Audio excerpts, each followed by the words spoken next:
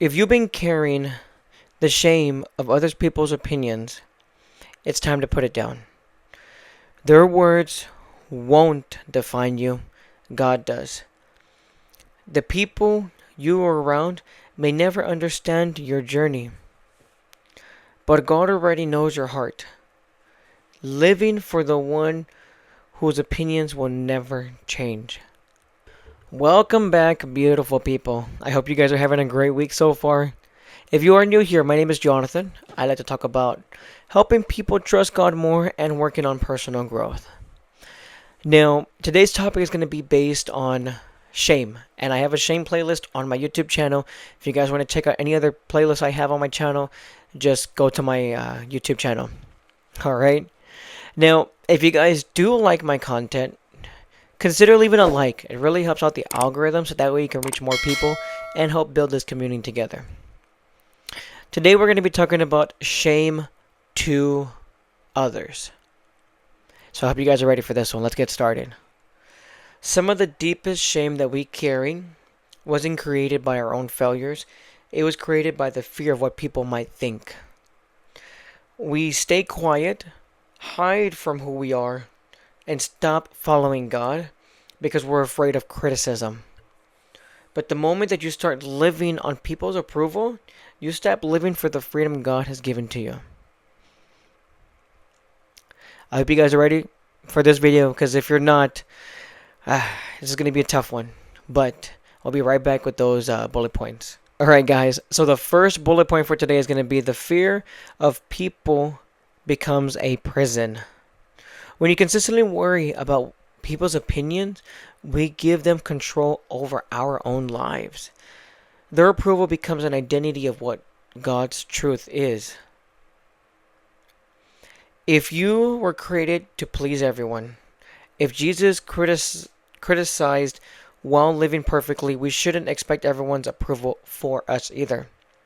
Freedom begins when God's opinion matters more than everyone else. Now,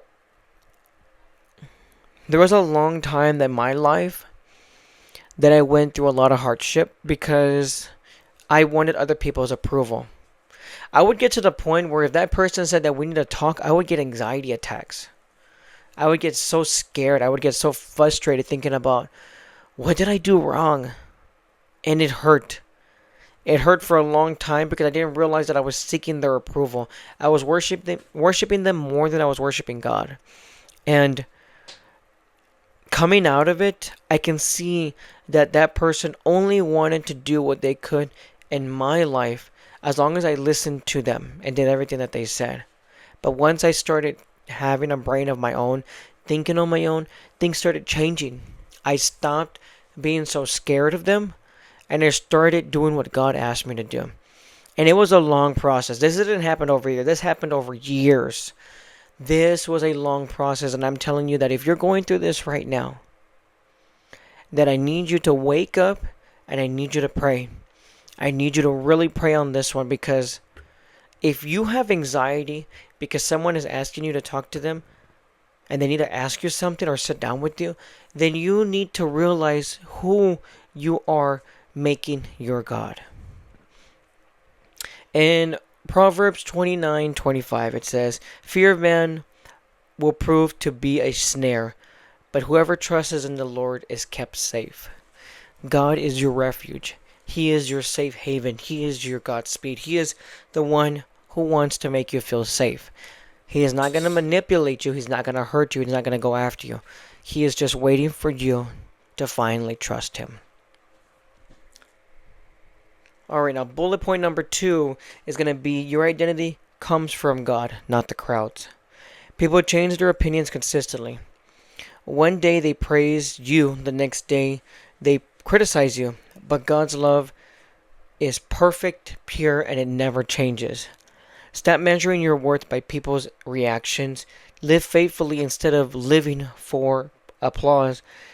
The peace that you're looking for comes from the obedience of God, not the acceptance of people. I've been through this area, and sometimes online I do wonder why I don't reach more people. And then when people recognize me when I go to an event or something, it makes me feel good.